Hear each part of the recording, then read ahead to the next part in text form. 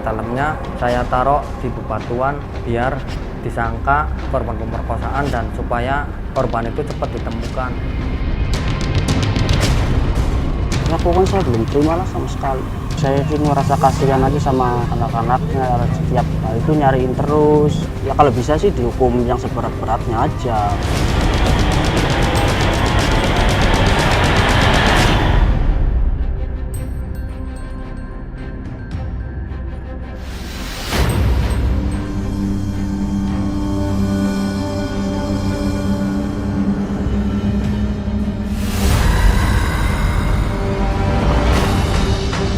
Sesosok mayat perempuan bertato ditemukan teronggok di sebuah semak tak jauh dari pemukiman warga.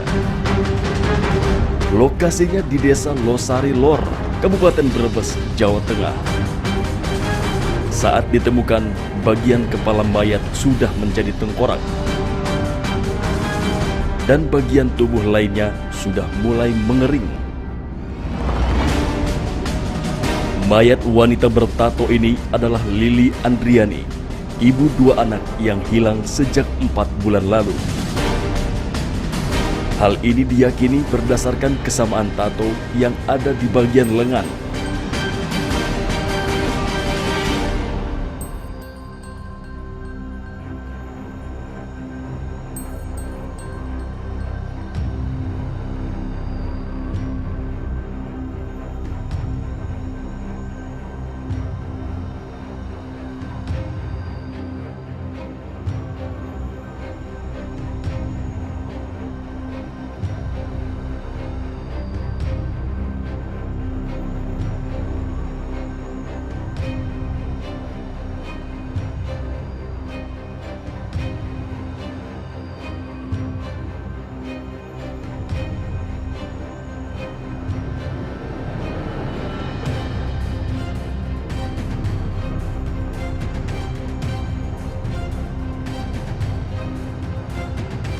Bohong ketika dicecar pertanyaan oleh AF tentang keberadaan ibunya.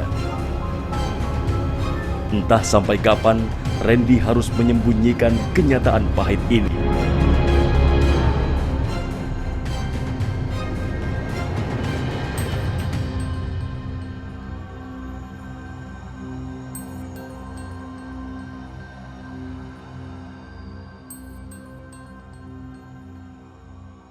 Mayat Lili pertama kali ditemukan oleh perangkat desa Losari Lor 13 November 2019 lalu.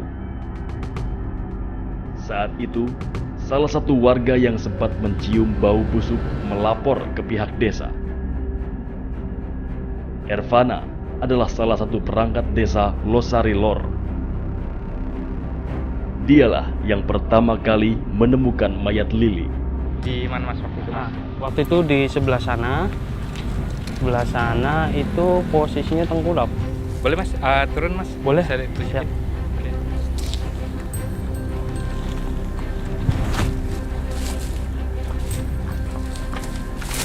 Oke.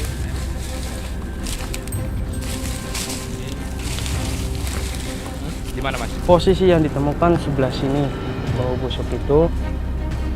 Kemudian setelah ketahuan itu bau busuk, itu mayat, kemudian saya lapor ke Babin Kamtibmas. Waktu pertama kali ditemuin Mas, posisinya kayak gimana Mas? Posisinya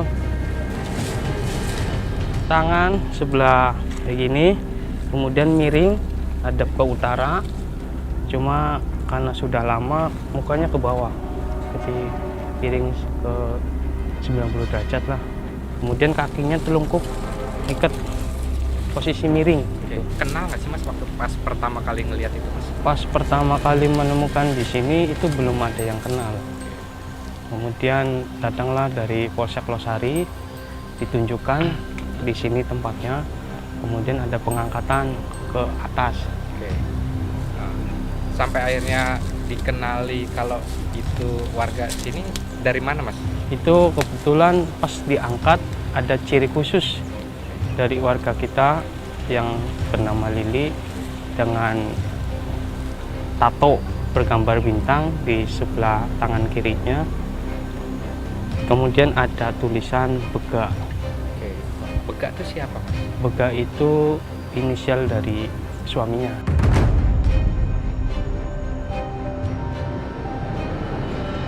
Sebenarnya, saat peristiwa pembunuhan ini terjadi, Nur Rohman, kepala desa Losari Lor, sempat mendengar suara teriakan.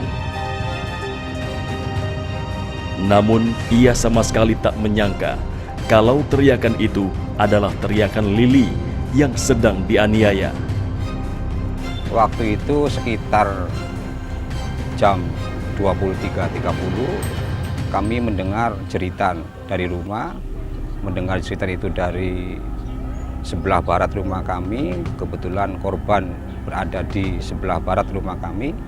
Kami bergegas keluar bersama dengan Mas Iksan. Kemudian kami mengejar sumber jeritan itu. Ternyata setelah ke sumber jeritan itu tidak ada apa-apa. Memang posisi pada waktu itu saya di posisi terang, sumber jeritan itu di posisi gelap. Kemudian kami tidak punya kecurigaan apapun, sehingga kami pulang lagi, artinya kembali ke rumah kami. Dalam kasus ini, Nur Rohman sangat menyesalkan sikap keluarga korban yang terkesan tertutup. Korban itu dengan suaminya, dia punya anak 2, kemudian kerja sehari-hari suaminya ini sebagai pengamen. Jarang sekali komunikasi dengan lingkungan. Mayat ditemukan sampai 4 bulan. Dari pihak keluarga, baik keluarga maupun suami, tidak ada yang laporan ke desa. Ini yang sangat saya sayangkan. Lili Andriani tewas dihabisi oleh orang yang dikenalnya. Lalu, apa yang melatar belakanginya?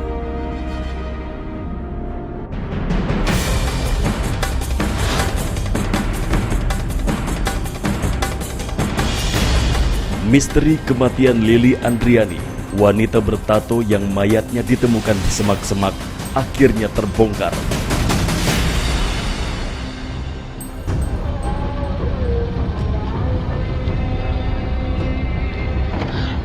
Sepekan setelah ditemukannya mayat Lili, Satreskrim Polres Brebes meringkus Sugiono, kakak ipar Lili.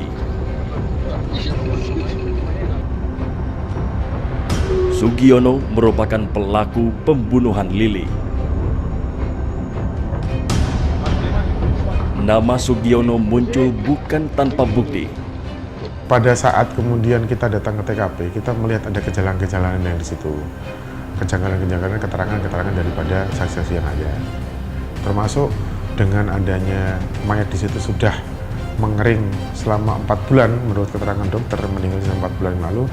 Kami mencurigai seseorang, tidak lain adalah kakaknya ipar sendiri. Pada saat kami minta keterangan, keterangannya selalu berubah-ubah. Dari berdasarkan keterangan tersebut, kita perdalam kembali. Kita cek daripada alibi itu tersangka. Sehingga pada saat kemudian tersangka sudah mulai terpojok dan kita ada alibi, berdasarkan cek alibi itu tersangka akhirnya mengakui perbuatannya.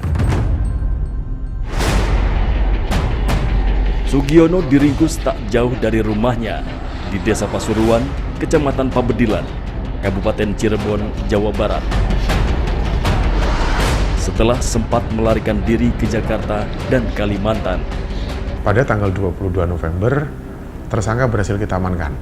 Pada saat kami melakukan pendalaman pemeriksaan terhadap si kakaknya ini, memang dia mengakui telah melakukan perbuatan tersebut hanya gara-gara ingin menguasai barang milik korban berupa 1 buah kalung, yang pada saat itu tersangka meminta kalung itu karena untuk kebutuhan pribadinya dia, supaya kemudian dia mendapatkan sejumlah uang. Untuk mengetahui bagaimana proses pembunuhan itu terjadi, polisi pun meminta kepada Sugiono untuk memperagakan aksi keji yang dilakukannya. Rupanya, sebelum pembunuhan terjadi, Sugiono mendatangi tempat tinggal Lili. Keduanya kemudian keluar, sampai akhirnya terjadilah pembunuhan itu. Berdasarkan hasil autopsi, korban tewas akibat kekurangan oksigen saat Sugiono membekapnya. Penyebab kematian korban ada beberapa. Yang pertama adalah luka di bagian kepala sebelah depan karena ada cairan darah yang sudah mengering di bagian itu. Terus kemudian karena dia kekurangan oksigen, karena tersangka memang berdasarkan pengakuan tersangka sempat dicekik.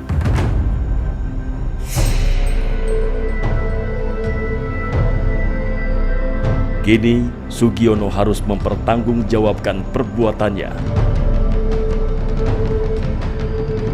Kepada polisi, lelaki 29 tahun yang belum menikah ini menceritakan semua perbuatan kriminalnya.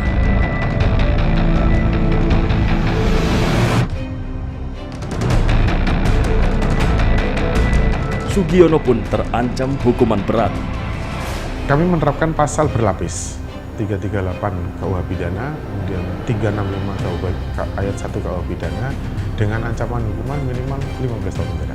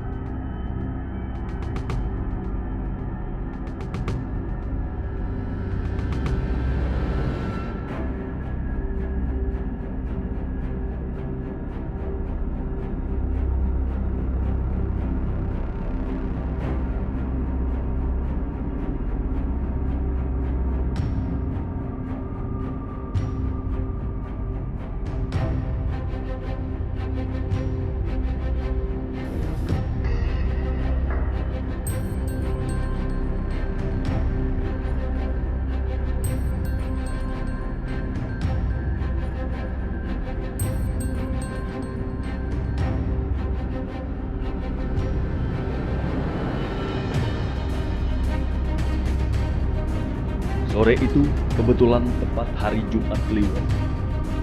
Menurut kebiasaan warga Brebes, Jawa Tengah, saatnya mereka berziarah kubur. Tak terkecuali keluarga Lili Andriani. Sang ayah, Wardi, ditemani kakak korban Randy, serta ibu tirinya, Sofia, kebetulan hendak berziarah ke makam Lili Andriani.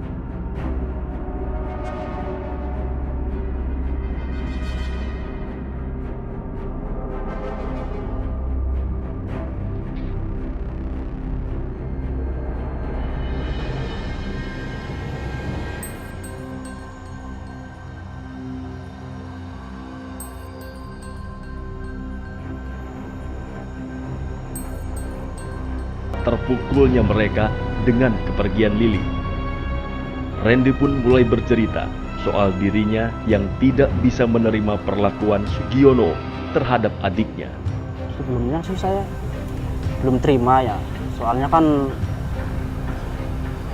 ditunggu-tungguin dari kemarin dari sekian lama lah, pada datang tahu-tahunya meninggal. Terus tahu-tahunya juga pelakunya si Sugiono. Ya pokoknya saya belum terima lah sama sekali. Saat itu, Randy mengaku sama sekali tak menyangka kalau mayat wanita bertato yang ditemukan tak jauh dari rumahnya adalah sang adik Lili Andriani. Ya, ceritanya sih ada penemuan mayat di situ. Terus saya sih belum yakin, soalnya kan belum ngerti lah soalnya. Terus tahu-tahunya ada kakinya kalung sama tato, sama baju-bajunya.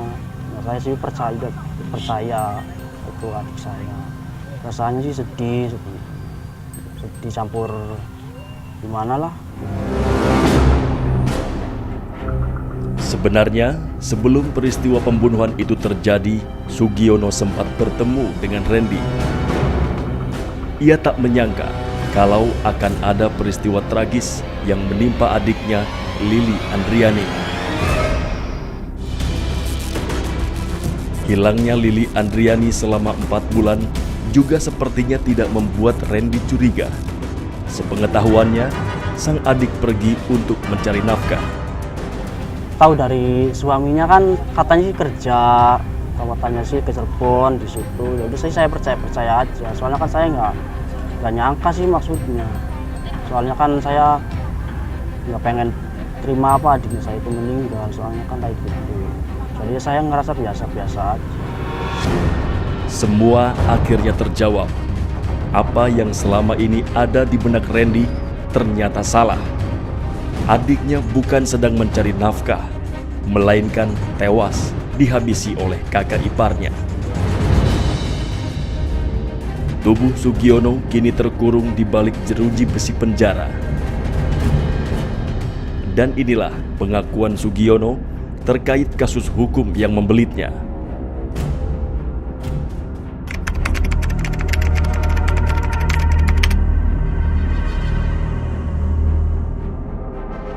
Saya itu sama korban dari Jawa Barat atau dari rumah tinggal saya, mengantar korban untuk mencari utang. Terus nggak ada, kesana kemari. Akhirnya saya melihat korban itu memakai kalung. Jadi saya mencoba meminta baik-baik, tapi korban nggak mau ngasih. Akhirnya saya marah dan mencoba merebut paksa.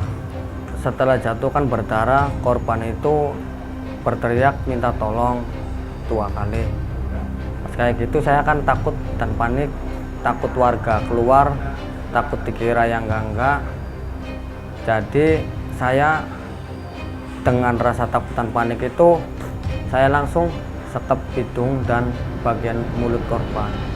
Kurang lebih 3 menit dan tanpa disadari korban itu udah nggak bernapas. Saya angkat tubuh korban, saya taruh di dalam pondasi. Pas kayak gitu saya ambil handphone korban, terus saya lepas celana korban, celana yang biasa saya taruh di samping korban, celana dalamnya saya taruh di bebatuan biar disangka sama orang itu korban pemerkosaan dan supaya korban itu cepat ditemukan.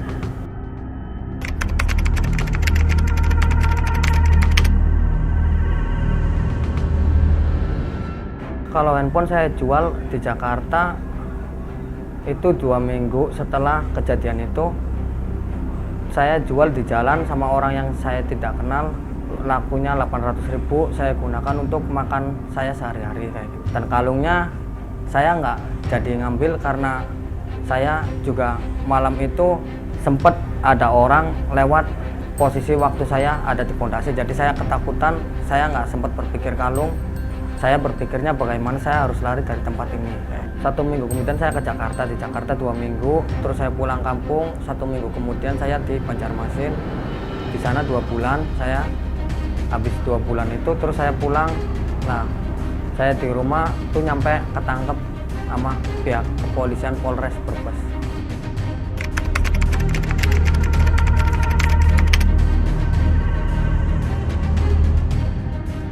Buat adik saya minta maaf banget. Saya memang benar-benar nggak ada niat untuk kayak gini. Saya sangat menyesal. Ini semua saya lakukan juga tadinya niat saya ya pengen menolong kamu adikku. Tapi ya tanpa disengaja perjalanannya ya seperti ini arahnya. Mungkin ini sudah takdir atau gimana. Yang jelas saya sangat menyesal banget dan kepada pihak keluarga korban, saya mohon maafin perbuatan saya semuanya. Kata maaf sudah tak ada guna. Lili Andriani sudah tak mungkin hidup kembali. Ia pergi meninggalkan seorang suami dan 2 anaknya. Ironisnya, kini suami Lili pergi entah kemana.